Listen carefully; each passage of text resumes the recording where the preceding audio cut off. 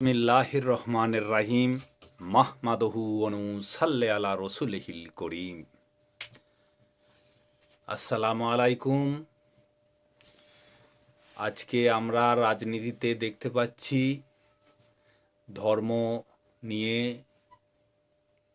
একটা ধর্ম নিয়ে যেভাবে হিন্দু মুসলমানের মধ্যে একটা বিদ্বেষ চলছে, তো মুসলিমরা বলছে ইসলাম ধর্ম শ্রেষ্ঠ, আর সনাতনীরা বলছেন আমাদের সনাতন ধর্ম শ্রেষ্ঠ। তো এই যে ধর্ম নিয়ে এরকম চলছে, এগুলো একটা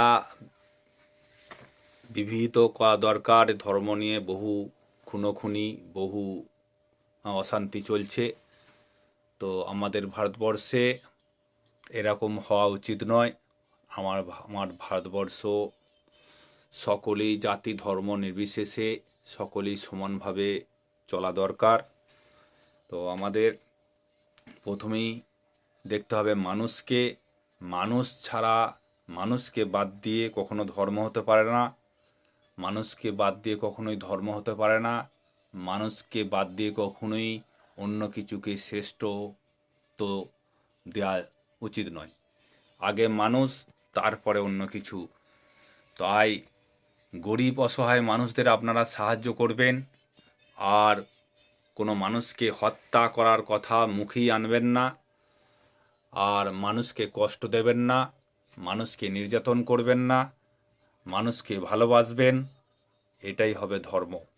কোনো গরিব মানুষ খেতে পাচ্ছে না, তাকে দান করবেন, গাদা গাদা টাকা দান করবেন, চাল খাদ্যদ্রব্য একদম ভর্তি করে দেবেন, তাদের ঘর বাড়ি না থাকলে ঘর বাড়ি করে দেবেন, হ্যাঁ, বড় বড় বিল্ডিং তৈরি করে দেবেন।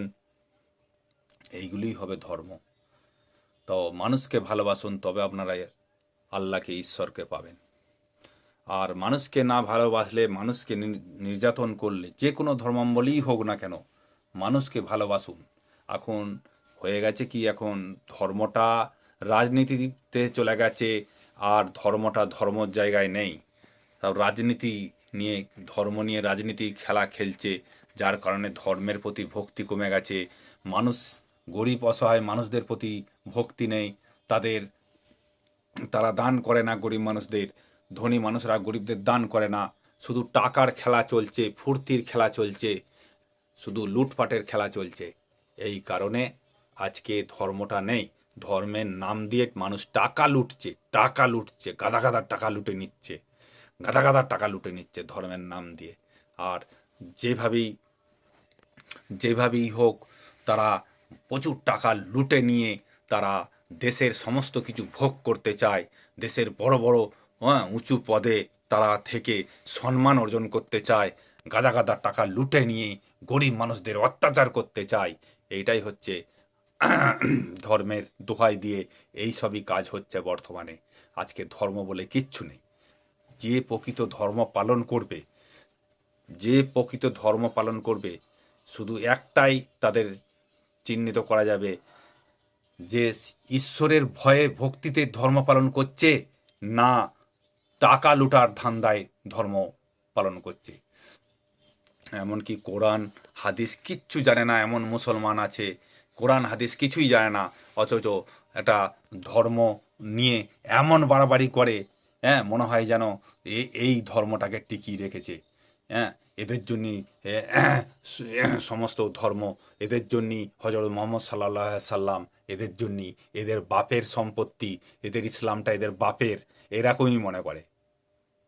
এই সব মানুষরা গরিবদের দান করে না, কোরআন হাদিস কিচ্ছু জানে না, নামাজ টামাজ কিচ্ছু পড়ে না, লোক দেখানি কিছু নামাজ পড়তে যায়, আর সেটা টাকা ইনকামের জন্য নামাজ পড়ে।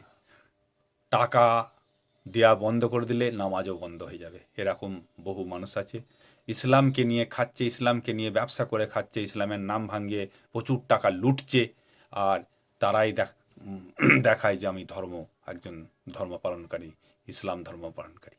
এই সব মানুষরা সমাজে এইসব মানুষরা শুধু নির্যাতন লুট ছাড়া আর কিছু করে না। তো সকলকেই আন্তরিক প্রীতি শুভেচ্ছা ভালোবাসা জানিয়ে এখনকার মতো এই ইউটিউব ভিডিও থেকে বিদায় নিচ্ছি। দেখা হবে পরবর্তী ভিডিওয়। ততক্ষণ পর্যন্ত আপনারা ভালো থাকুন, সুস্থ থাকুন। খোদা হাফেজ।